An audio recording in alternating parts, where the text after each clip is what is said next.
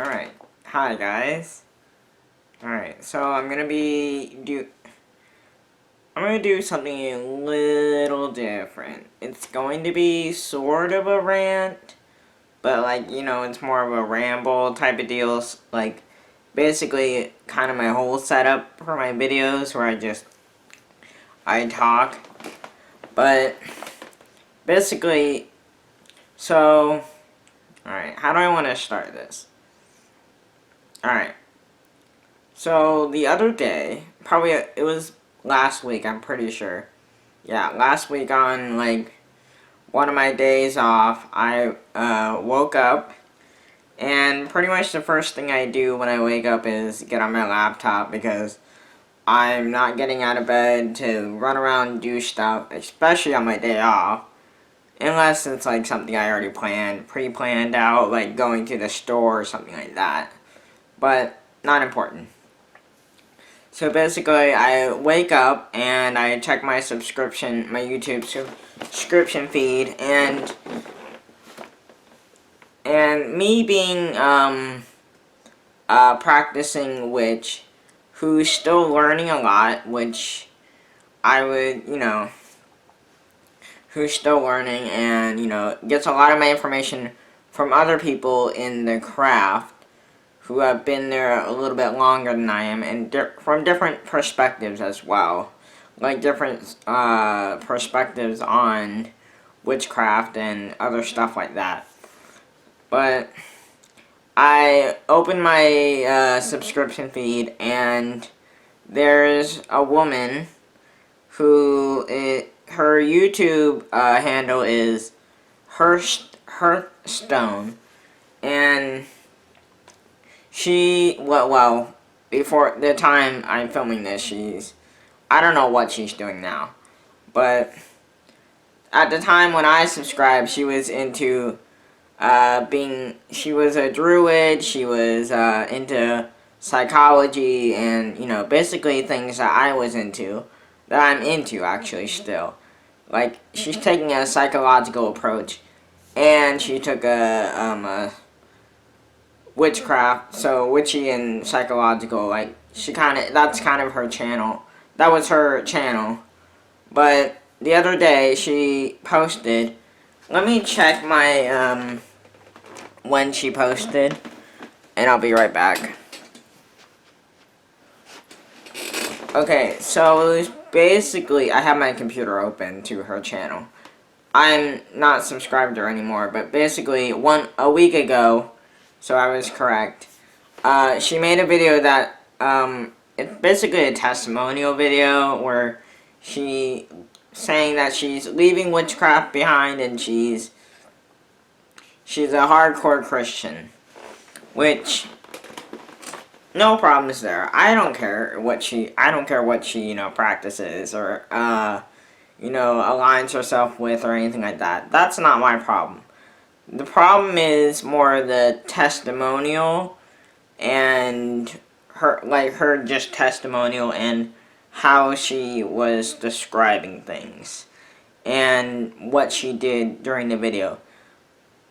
That's more my problem with it. It's not the testimonial itself, like, oh, I'm Christian and it's, I respect everyone and everything like that, but, I'm just, not, into what I was before, and it's an evolution. It's more of it was more of, oh my god, I got everything wrong, and now I want to share it and make you swallow it wholesale and make you believe it.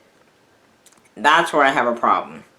Because, one, she says witchcraft and New Age and everything else is basically the same thing. Witchcraft is a practice, so witchcraft is more the tool that you can incorporate into your religious practices or just your spirituality or anything like that. It's a tool, it's a practice where you can incorporate and it molds to what you do. So for me, it's, since I'm learning, it's a lot of learning. Well, witchcraft is more about, it's a lot of learning. But for my spiritual practices, it's basically, I'm an agnostic, but I'm also just a witch. That's pretty much it. I'm an agnostic witch. I'm studying, right now I'm studying, chaos magic, and chaos theory, and that sort of vein, and I'm going down that sort of path. Which, if you haven't heard about, chaos witches, I can leave it, well, you know what? Yeah, you know what? I'll leave a link of a woman who described, from a philosophical standpoint, what chaos magic is. But we're not talking about that. We're talking about this. We're talking about her testimonial video. So basically, she says that she has been in witchcraft for a long time and she was wrong. And it's, she's found the truth. She's found the way. I have a problem with people saying that anything in the metaphysical realm, I take up, like, it's gonna raise my eyebrows and be like, okay, really, bitch? You found the way, you found the truth. There's no hard evidence that we can demonstrate what's beyond this. Yes, because there are so many theories out there, and there are so many models and ways you can go about, learning about the world and your spiritual past and the truth, and the truth about what's out there. And basically what she's come up with is Christianity. Okay. Well, she needs to demonstrate that, first of all. If anyone's out there saying that they found the way, they found the truth about what's out there and what everyone's doing is wrong, if it's not aligned with their religious or spiritual views, then tell them to demonstrate it. And if they can't demonstrate it to be exactly, to a standard, my standard is, okay, well, you have to give adequate evidence that your path and your religious practices are correct. That they are objectively correct, and that they will work for every single person on this planet without problems. And Christianity, in sort of the way she's posing it, or, I feel like her kind of Christianity is born again Christianity, so it's like really wholesale, like you have to believe it's like I was there and then I came out of it because I was traumatized by it. Well, not everybody is traumatized by witchcraft, first of all. I mean, I haven't been traumatized by witchcraft. I haven't really been traumatized by Christianity itself. It's more the people actively within that circle. And I would say traumatized is no. I haven't been traumatized by them. I've been pissed off by them. The people that use Christianity as an excuse or a shield to commit acts against other people, commit hateful and bigoted acts against people. It's pissed me off, but it's not like it hasn't traumatized me. But either way, so basically it's a 45-minute video, and I don't want to make my video that long, so I'm gonna try to speed through this and give you a whole overview of it. So basically, she starts off with her story where she was a child and she wasn't a witch as a child, but spiritual things happen, and hauntings and whatever bullshit like that, which hauntings are not bullshit, but like either way. And she brings up a guy that her mother and her picked up when she was a child that was diagnosed with schizophrenia by doctors, and she's saying that this man was possessed. In the video, if you watch her video, I'll put it down below.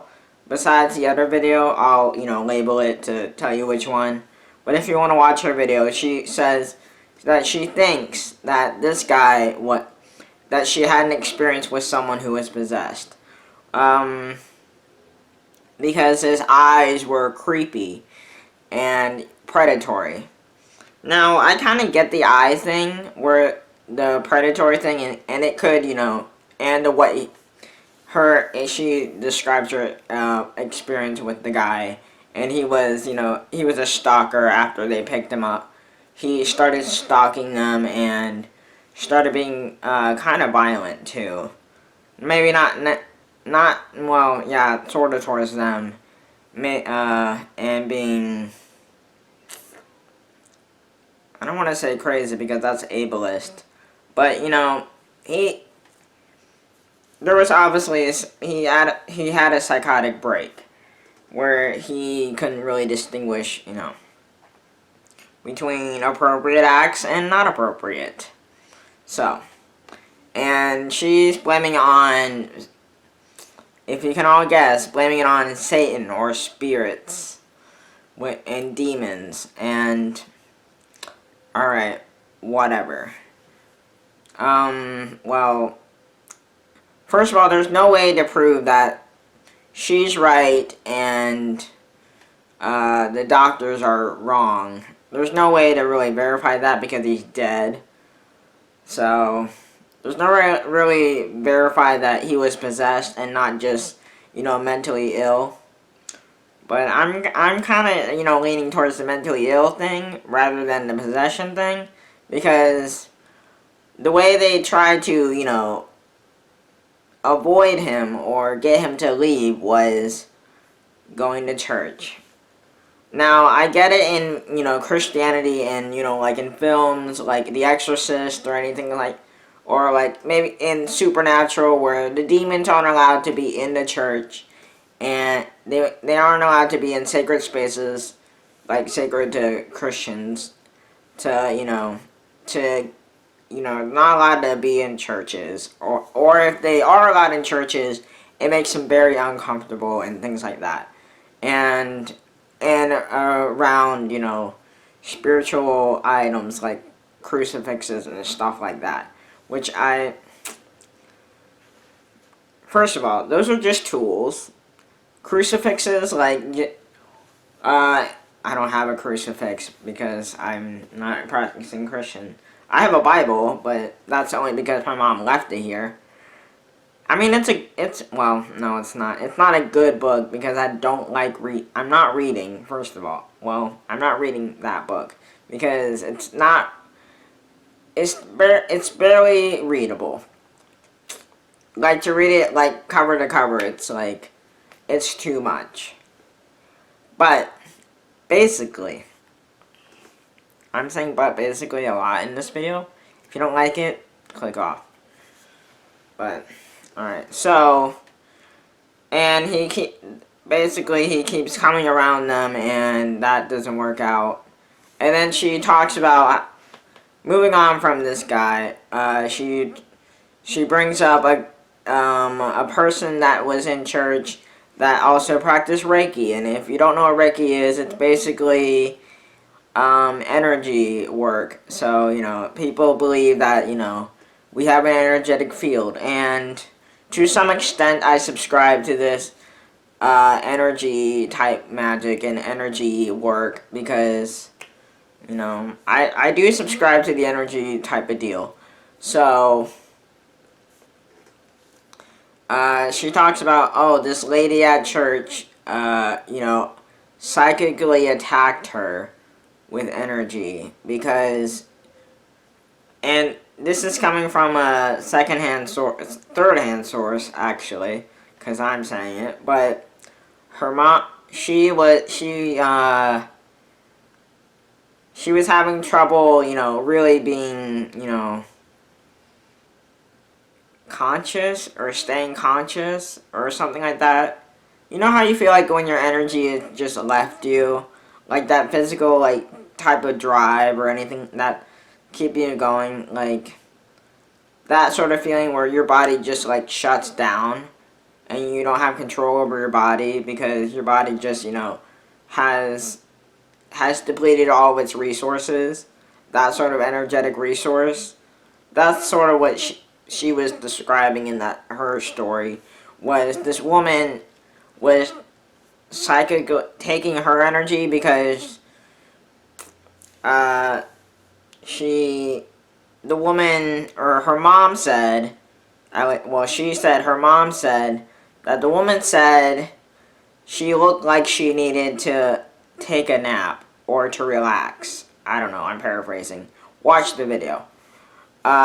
And, she wanted to help her, relax, or, which, if that's true, first of all, that's a massive breach of ethics. And I know ethics can be like what we can ascribe ethics to ourselves, but like, just in Reiki itself, like, if you're an actual Reiki practitioner, first of all, consent. So, I don't care if this is a child needing or wanting energy work or anything like that. Get parents' consent. And get the child's consent as well if you're doing any sort of working on them. Any sort of magical working or energy work or whatever you want to call it. Or any sort of thing like that. Consent. Because that's invasive. That's horrible. Because she could, have, I don't know. I don't know what would make this, seem like, oh, that's horrible. Well, consent. Like, it's invasive to do any sort of working or anything like that. Like, any sort of thing, just like ethics. Like consent. So if that really happened, like, first of all, that lady, I don't know what the hell was wrong with her if she actually did that. Or this woman, her stone is lying and just making up bullshit to put across that energy work and magic is, evil and of the devil. Which, okay. I mean, some people work with the devil. Some people work with it. But then, like, some people work with that aspect, or, that archetype. Or, like, Lucifer's archetype, or, I guess Lucifer and Satan, or whatever you want to, they're kind of split up. Well, the way I researched it, it's kind of split up. The devil, which was never really referenced in the Bible. The only really reference in the Bible is like a dragon, which I guess you could call that the devil, or like the serpent, or whatever. And then, but, whatever. If we're taking it wholesale, and it's not just a metaphor, but most people in the actual church, or at least the religious scholars, are now saying that, hey, Adam and Eve's story, metaphor, didn't actually happen, but whatever. But she also talks about satanic ritual abuse, and it was a thing back in the day, and it's probably still a thing in the, it's an offshoot of probably Satanism. It's an offshoot of Satanism, definitely, probably. Because most people are probably not going to want to face prison time for abusing somebody to make them dissociate. I'm not using quotes in dissociation, because dissociating is an actual thing. Like you hear it in people with DID, they dissociate. Anybody can really dissociate. I dissociate. Like, not to the extent of people with DID, but I have a high level of dissociation. And basically, dissociation is basically what your mind and body. Your body kind of just goes on autopilot when you dissociate, because you're still conscious, but your body is just, going through the movement, and maybe you're not mentally involved with the process. So, like, basically at work, I'll get into, like, a rhythm. Like, at my first job, I'll get into a rhythm of just, like, putting things on shelves, knowing where to go, and I can think about other things. I guess, is that dissociation? I'm dissociating from the task at hand, but I can think about other things. Or is that multitask? My body's on autopilot. Whatever. But that's kind of what dissociation is where your mind is somewhere else while your body is still doing something. So, if you have like like a common example would be driving from work to your place of residence or home, however you describe it for yourself, and you kind of black out or dissociate. Blackout and dissociate are two different things, but you kind of lose track of time, and you kind of come to, well, in a general sense, your mind comes to and you realize you're at home, rather than and you lose track of time and things like that. That's like a common thing. But this is probably going to be a long one too. So basically, she's kind of saying, because, and your mind can dissociate because of trauma, which often happens in systematic abuse situations. In systematic abuse, like physical abuse, mental and emotional abuse, your mind will dissociate from that if you can't escape physically. And she says this in her video too. If you can't physically escape, your next best option because it's a survival mechanism as well.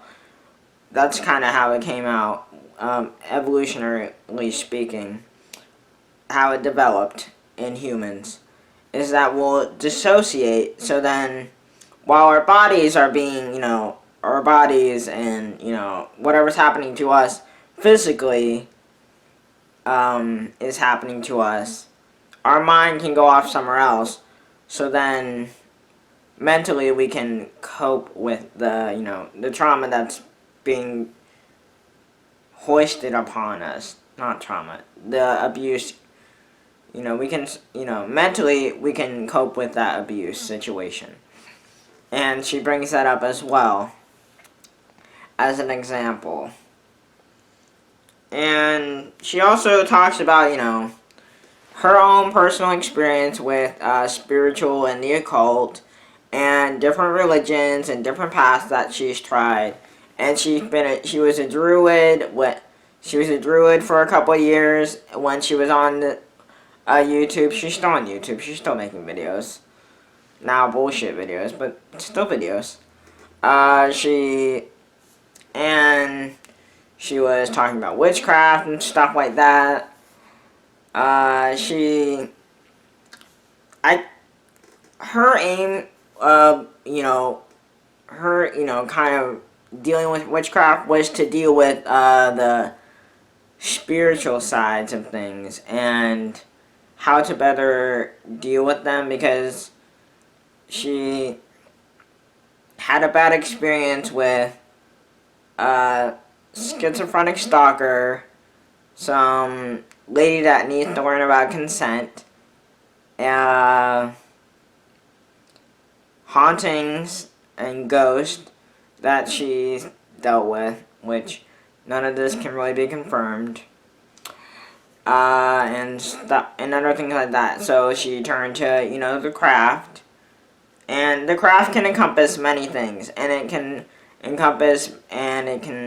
also and different paths. So she looked into shamanism, she looked into just witchcraft at, coven work and stuff like that. Or working with a coven. She said shamanism, I said shamanism. She said that as well, so I'm not making bullshit up. And she said that they were being very dogmatic. The groups that she was, taking part in, they were kind of being very dogmatic about it. And if any sort of coven or group that you're a part of, or religious group or anything like that, if you're a part of a group that's being too dogmatic and saying that you need to do these things and you need to do it, otherwise you're not doing it correctly. First of all, there is no correct way to practice. Like, it's literally impossible. That's why we have so many forms of spirituality, like shamanism, like Satanism, like Christianity, like Judaism. And I'm throwing religions in there too, because religion and spirituality, they kind of go hand in hand. But either way. And so, and like towards the end of her video, which is, she compared leaving witchcraft. I really have a problem with this. She compared witchcraft and her leaving to an abusive situation, because she was dissociating when she was wanting to go to a church service, or get a Bible, because she called it spirit. She didn't call it a demon. She called it spirit. Draining her energy and, making her dissociate. Well, first of all, I'm gonna call bullshit on the whole spirit thing and the whole demon thing where they're making you dissociate. That might be some psychological work that she needs to go into. Like, if trying new things gives you an anxiety attack and really putting your your whole being into something, if it makes you dissociate to an extreme level, or gives you a headache, or like an extreme migraine, you should probably see a doctor and a psychiatrist or a therapist, because that's probably some issues that you need to work through. That your body is now manifesting these symptoms. Because you want to go to a church. And then she said when she got to the church, and after being there, her headache went away. Migraines don't really, just stay there forever.